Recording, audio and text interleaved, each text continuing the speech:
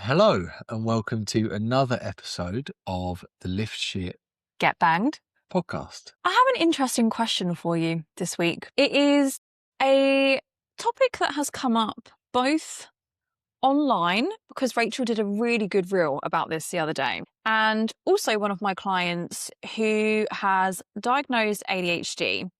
We were discussing the difficulties around allowing enough time between your sets to rest effectively. And my question for you is, how do you do this without getting bored? Do you have any top tips for the audience? For the last few years, my training has been very time efficient. So my rest periods will be setting up other equipment, or a lot of my stuff is supersetted with non-competing muscle groups, just because I typically train in like 30 to 45 minutes. So they are really effective ways of allowing ourselves more time between our sets. So one of them that you mentioned is back-to-back supersets and training opposite muscle groups so that we can allow the other muscle group to rest between sets. So give us an example. What kind of exercises would you do? I will pair a bench press with a bent over row. I will pair a dumbbell shoulder press with a cable row. And I have the luxury of training in a private studio. I couldn't imagine training any other way. Like, I have had periods of time in the past where I probably would have just scrolled on my phone between sets. Like, that's what I would have done, being honest.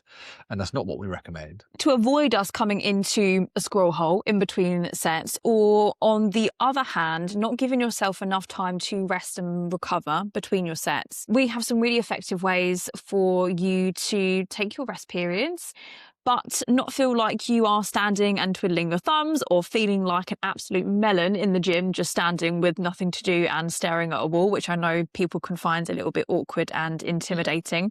The thought can sometimes cross through our heads of, everyone's looking at me, people think I'm taking too long on the machine, do people even think that I'm exercising? I think trying to do nothing between sets can heighten that feeling of, you become more aware of what other people are doing. Absolutely, especially if you are somebody who does have ADHD or any other reason as to why you find it more challenging to sit still for more than 5 seconds. So I know that both of us can definitely relate to that.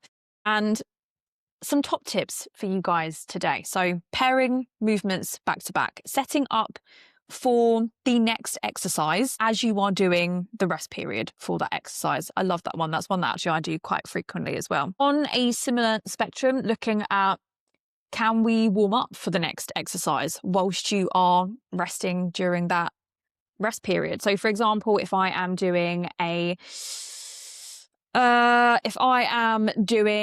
leg press and my next exercise is a dumbbell seated shoulder press, I will do shoulder internal and external rotation during the rest period for my leg press. So you're warming up for the next exercise whilst you are resting for that current exercise. Some other really fun top tips: pacing around the gym. So you're getting your steps in, you're moving, not like an absolute psycho, just to clarify, but, just gently moving around the gym. I'm definitely a pacer.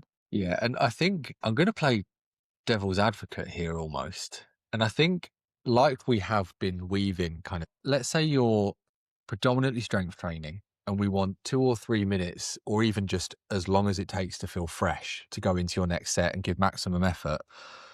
It can even be an opportunity to challenge doing nothing and being bored. Interesting. And I would encourage people to only do that if that feels right, because obviously if the problem is feeling like people are looking at you and it heightens that, then it's not the right advice. But for some people, a lot of us struggle to do nothing. And the idea of just, say, sitting down on the bench and waiting to feel fully recovered for your next set is uncomfortable, because it's not about other people. It's about just doing nothing. It can be a bit of a way to build up the ability to be bored again. I love that. And that's it's more of a neurological stance on it rather than training related. But I think that's another way that we can look at it as well. It's nice. It's like training our brain at the same time as training our bodies. And The reason why this is important is because when we are strength training, it is important that we take sufficient rest between exercises. And Yeah. whether that is, as you said, making that rest period more optimal, or whether that is actually sitting with not doing anything and sitting in that discomfort. And the reason is that when we are strength training, which most of you that are following our programs are doing either strength or hypertrophy work, it is different to conditioning training. When we are doing conditioning, we're focusing on building up endurance whilst using weights. We're focusing on building up your heart rate. We're focusing on how we can continuously do a movement. Whereas when we're strength training, it is about the intensity of that specific set. So we do the set, we push as much as we can, then we want to rest effectively before we then go back into that set. And being able to allow ourselves more time to rest is really important for effective output in that set. Yeah, and I think how we feel during our rest periods can also be a bit of an indicator as to how hard we're training. And this is something we talk to our Blitz guys about a lot. The first minute or two, once we're a good few weeks into our program, the first minute certainly should sort of fly by because you're recovering. You're thinking, what the hell was Rachel, Ben, or Sophia just programmed for me? What was that? That was horrible. I saw stars. And the first minute can be catching your breath, letting your heart rate come back down, grabbing a drink.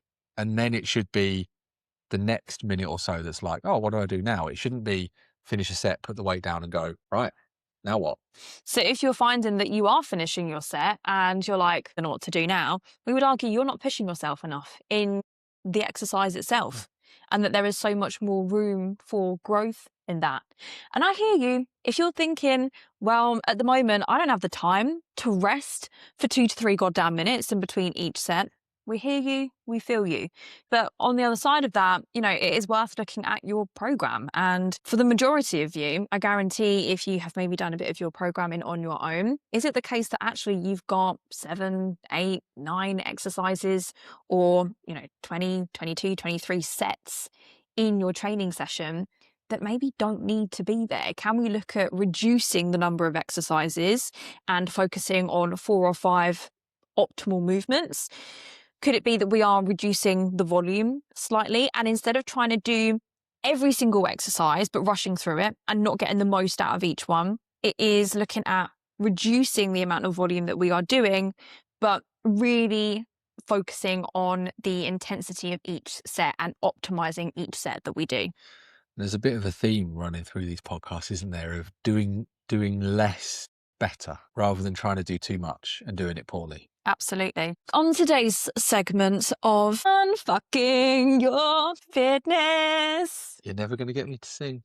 I will. We're going to be talking about How the weekends can, I was going to say subtly ruin your fat loss, but it's actually not that subtle. It's something no. that people are very aware of and something that people struggle with a lot.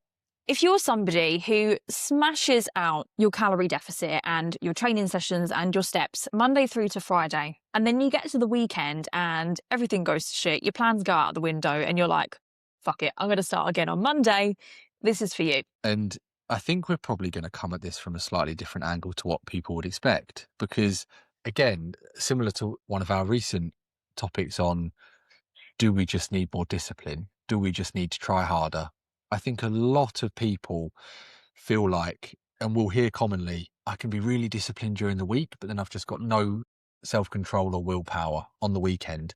And I think it's one of the real scenarios that people feel like it comes down to willpower and discipline, when actually socially weekends are completely different during the week.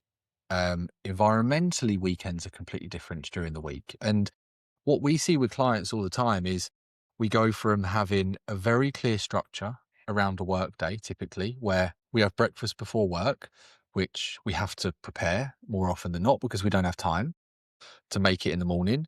We then have a lunch break. So the food noise that we might experience during a work day may be reduced because we're thinking, well, I can only eat at lunch. Like, I'm hungry and I want lunch, but I've got to wait until 12 because they're at work. And then it will be when we get in from work and have dinner. It gives our day a clear structure. And environmentally. We might be sat at a desk with others around us and we can't just go and grab food. Whereas then we get to the weekend and we might have social plans, which is another thing in itself, of itself, in how we approach that. But there is no structure. Like, we might eat at different times. Instead of having to wait for our lunch break, the food's just there in the fridge and the kitchen. And we might be, we might experience a bit more food noise. And I think people often overlook that change in environment and structure and just think, I can't make as good a decisions on the weekend as I make during the week. I think a lot of my clients find it useful to have a loose structure for the weekends, and something that we might practice as an example is having a regular weekend breakfast, for example. So even if that is different to your weekday breakfast, it Yeah. could be having a healthy fry up. Might take longer to cook, Might might be take a bit longer more to cook. exciting. Yeah, it might be a little bit more enjoyable, but it is still a meal that is going to hit your protein target, that's going to be within a good calorie range, that's going to keep you feeling satiated for the rest of the day. And it means that even if you are going out, you've got social plans, or your routine is looking completely different, you are still able to start the day with a portion of fruit, a portion of protein, and you've ticked off a couple of boxes before your day actually even Yeah. begins. Yeah. And I think even kind of building on that, let's say, as not all, not certainly not all, but a lot of our clients use tracking as a tool. Something that we really work clients towards is tracking being proactive and not reactive. And again, that can feel a little bit easier in the week. So being proactive with some of our tracking on the weekend, maybe tracking breakfast, tracking lunch in advance, then gives us a scenario that we want of tracking being feeling a bit more like filling in the gaps rather than tracking as we go. Because then we can very easily find ourselves more so on the weekend, getting to dinner and being like, oh, shit, I've only got 200, 300 calories left. So following on from what Sophia said, the more proactive we can be with our decision making on the weekend, just creating some structure, but making it a bit more fun, a bit more enjoyable. We've got more time, can be really, really helpful. Even if that structure includes having a glass of wine, having a dessert. So, one of my one-to-one clients this weekend actually is going out for a boozy brunch. And we had the conversation of, okay, let's be realistic. How many glasses of Prosecco are you going to have at the weekend? And we also spoke about, okay, what is important to her? Is it actually, I do want to get a little bit tipsy. I want to let loose a little bit on Saturday night. And I actually don't mind if my calories maybe go a little bit higher. I also don't mind if that then means that I have to be a little bit more intentional with my breakfast, for example. So what we did is we mapped out, okay, I'm going to have at least 5 glasses of Prosecco. We tracked that. We put it into her MyFitnessPal. That's what she uses as her calorie tracker ahead of time. We worked out that that is going to take up at least a good 500 calories from her day. And then from there, we backtracked and said, if we're going to make space for that 5 glasses of Prosecco, let's then make sure that throughout the rest of the day, we are dividing calories in a way that we are still going to be averaging out at a certain calorie number throughout the week. So we could then have X amount of calories for breakfast, X amount of calories for lunch, and we can still enjoy 5 glasses of Prosecco and still be in a calorie deficit across the week. Yeah. And I think a bit like one of our other themes of how this shouldn't be easy and there are going to be elements that are tough is that we can't do it all. We do have to decide, where are we going to make sacrifices? And sacrifices can start to sound like quite a strong word and It's not that deep. It a, really isn't. a bit David Goggins-esque, but we if we find ourselves in that vicious cycle of really over consuming on the weekend and that having us sit closer to maintenance, we are just going to be driving ourselves nuts. We're feeling like we're putting so much effort in and not getting anywhere. So there is going to be an element on the weekends with this stuff that we're discussing where we have to admit to ourselves that at that moment in time, our fat loss goal is really important to us. And we're going to be flexible. We're going to do what we can to create some structures that allow us to relax and enjoy ourselves socially. But there's going to be parts of that that aren't how it would be if we were at maintenance or not having any nutrition goal. And we are very, very encouraging of working our clients towards having a very relaxed relationship with food, the relationship with food that they want. But there's going to be things during a fat loss phase that we have to decide that the starter is what we really want, and then we can't make the dessert work. And it's because fat loss is our temporary goal at that moment in time, and that's not how we're going to eat forever. We can still have so much enjoyment at the weekends. And when we are talking about making sacrifices, it is that we're not saying don't go out, don't enjoy yourself, don't get a takeaway.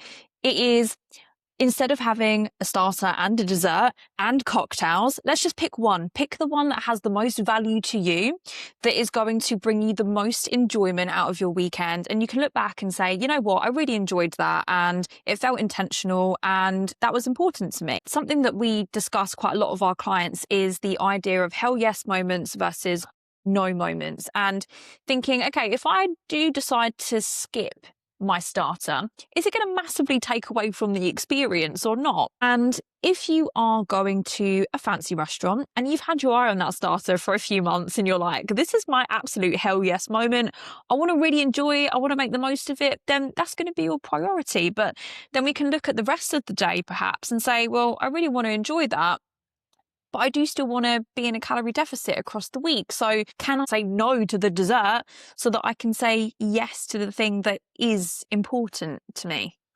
Yeah, it's making a value-based decision, isn't it? And it's not as black and white as this, but it's almost accepting that if we're going to say hell yeah to an event like a wedding, it's our best friend's wedding, and we don't want to think about macros or calories, or we don't necessarily want to be super mindful. Like, that's fine. Like, we don't always have to go into every event thinking if I'm going to have this and I'm not going to have that. Sometimes you just want to let loose, and that's okay. And when we're talking about those bits, that's kind of more how we want to be on a regular basis, isn't it? So that we don't end up in that vicious cycle. But it's deciding that at that moment in time, we value the social experience, the emotional experience, and we're going to look back in a few years' time and remember what an amazing time we had and how relaxed and we felt and how much fun we had at our best friend's wedding, not how we chose the higher protein option and skipped on dessert. But we have to do that knowing that we're valuing that over fat loss, and that's okay. Like, we don't have to be super focused on fat loss every single week. The reason why we thought this was such a good podcast topic for you guys was we have to prioritize it most of the time so that we don't just end up in this frustrating loop, but not all the time. And knowing that we can have some weeks and some days where we're not going to be in a calorie deficit doesn't mean that you are then undoing all of your progress. If we have 6 weeks where every single week, okay, we've got social plans, but we're being a little bit more intentional with those choices, we're choosing between the starter and the dessert, we're having a regular breakfast, we're doing a little bit of planning ahead, awesome. We can make sure that during that time we are in a calorie deficit. And then we might have one week where we've got your best friend's wedding and we can say, you know what, this week my calories are going to be higher. It's not going to be my best week for fat loss, but my values for that week and what is important to me is enjoyment. It is being present in the moment. It is being a little bit more carefree. And then we can just simply get back to your Yeah. calorie deficit after that. And it is very individual on the scenario. But what is important is that when we are prioritizing fat loss on those weeks where we do want to get our heads down and we do want to make progress in the right direction, it is knowing that we can't have it all and we have to be a little bit more intentional with our Yeah. choices. And that's part of the process. And I think there's a personal experience that always comes to mind for me, which was, I think I was about 18, 19, and it was a summer between uni. And I did the most successful fat loss phase I have ever done in my life. But I didn't allow myself to socialize. I went on 2 nights out with my mates. And bearing in mind, this is my mates that I've grown up with since I was at primary school. We're all in the same area together. And I went out twice. And me and a mate both did this together. And I weighed out exactly how much vodka I was going to drink, pre-drinks. I didn't allow myself to drink on the night out. I I obviously, once I was a little bit tipsy, I was battling all night to not let myself get a kebab afterwards or whatever it was. And I look back on that thinking I missed out on a whole summer of going out with my mates at like 18, 19 years old. And now that moment has gone because we've all got jobs and kids. And I look back on the memories that I missed out, not thinking, oh yeah, I remember when I was so disciplined and I didn't go out that summer. So again, we're all going to have our individual experiences, but I think hopefully you can learn from my mistakes or our mistakes in finding that balance specific to you. And balance is a hard word, but I definitely have fallen on either end of the extreme in the past. This is why this is a topic that is very close to both of our hearts, because when we actually think about food and enjoyment of social plans, it isn't just about the numbers. It's not just about the macros. Yes, we do want to focus on that when you've got a long-term goal as a priority, but it's about the enjoyment. It's about the flavors, the experience, the memories, the moments that we can't get back. And something that is so incredibly liberating about learning how to play around with your calories and using tracking as a tool sometimes, about setting intentions, about doing a little bit of planning ahead, is that actually you might think that that is adding more structure and more restraint to our decisions, but actually it can be incredibly liberating because it means that we can choose the moments that are important to us and disregard the ones that maybe aren't. And it means that we don't, it sucks because you had those moments that you look back and you're like, I feel like I missed out there. And I can completely relate to that as well. Moments where I was so preoccupied with calories and, that preoccupation with food that I wasn't present in what I was doing. And I look back and also wish that I could have those memories back. And being able to plan and be intentional with your choices is only going to help us, be able to live in those moments in the way that we want to. Yeah, and I think the differences and the learning experience from that summer that I had is that I could have had 3 or 4 hell yeah moments that summer where instead of, I think it was about a 12-week diet that I did, instead of going out twice, I could have gone out 3 or 4 times because I was so consistent outside of that, and could have just had hell yeah nights where I just went and had fun with my mates, looked back on those memories really fondly, and been super consistent in between. And it would have made no difference whatsoever to my progress at the end of that fat loss phase. Thank you so much for joining us for this episode of the Live Shit Get banned. podcast. We will see you next week. Ciao.